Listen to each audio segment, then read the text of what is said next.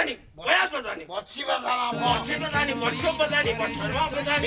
اینم ایده خوبیه ولی از همه بهتر میشه شلنگ با شلنگ قد بزنی اینقدر بزنی کودک بشه حالا بلند شو شلنگم بگیر دسته این شلنگ از اجداد من به من رسیده در راه های اشتباه خرجش نکنید نه پدر من فقط چیز نمیکشم مثلا آفرین به تو اعتقاد دارم حالا برو با انتقامت از این زنه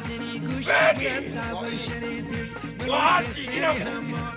دست من مرمدم برو دقیقه چقدر پدر تو همیشه پشتی مادم برقم شده ای